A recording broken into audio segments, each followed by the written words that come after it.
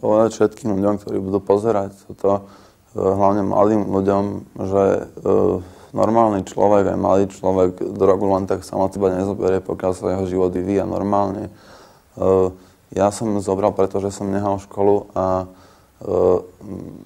nejak aj vedome, aj podvedome som to cítil ako koniec života, proste ako koniec sveta, že ja neviem už, čo mám spraviť. Nevedel som sa zaradiť do žiadnej spoločnosti, tak som sa zaradil medzi narkomanov.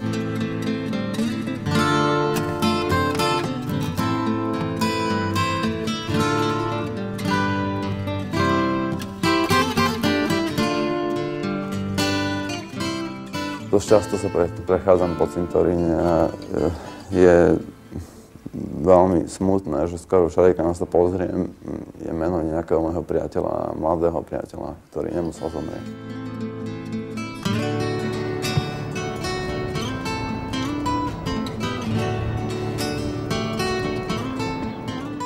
Pred dlhou dobou ma jeden môj veľmi dobrý priateľ ponúkol drogou. Nevidel som dôvod, prečo ju neprijať, lebo som nechodil do školy, som nehal školu a nebol som nikde zamestnaný, čiže som sa nevedel zaradiť nikam, no a tak som si to dal.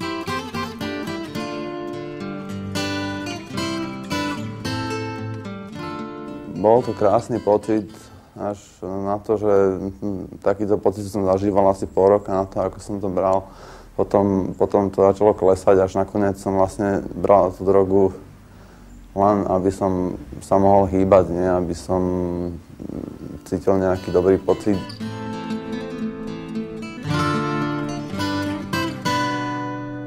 Niekto mal voľný byt, hej, tak sa zišlo pár ľudí. Keď bolo dosť peniazy, netrebalo sa skladať, keď bolo menej peniazy, tak sa tí ľudia poskladali. Kúpilo sa heroínu, koľko sa dalo za tie peniaze.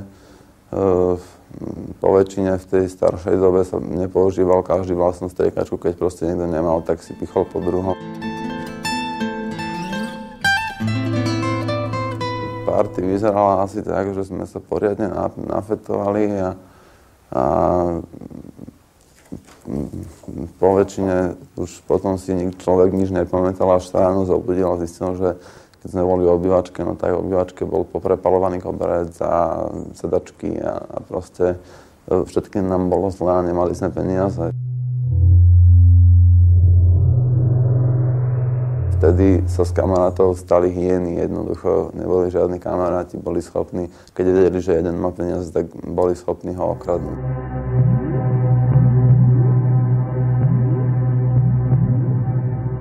Postupne som musel začať klamať, okrádať ľudí, aby som na to vedel zohnať, zakladať svoje veci, ničiť svojich rodičov, sám seba.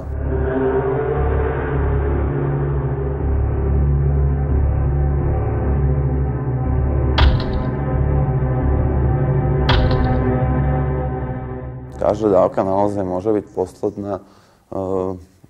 Na jednom cintoríne už mám cez 50 kamarátov, ktorí poväčšine nemali ani 20 rokov.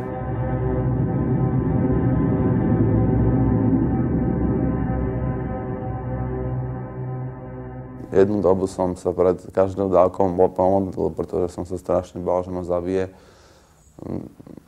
Je to pravda, pretože nejde o to, či to je seknuté nejakým jedom alebo tak, aj keď sa tam jed niekedy dáva. Jednoducho ten organizmus nemusí byť pripravený ani na tú najnižšiu dávku a môže zabiť človeka. Takže naozaj každá dávka môže byť posledná, aj tá úplne prvá môže byť posledná. Som podstúpil v nemocnici štvordňový detox bezbolestný, len som bol v komate, tak ma tam priviezli, tak som bol na áre. Priviezli tam na vedľajšiu posteľ moju veľmi dobrú kamarátku, predávkovanú a zomrela. Heroín je v tom zlý, že namiesto toho, aby tomu človeku, ktorý sa pozerá na toho mŕtvého priateľa, povedal hop, zastal sa, pokus sa, tak on v ňom vyvolá nejaký nejakú silnú depresiu a paranoju vôbec celého života a ten človek si uteká znova kúpiť a svetovať sa do nemoty, aby na to nemusel myslieť.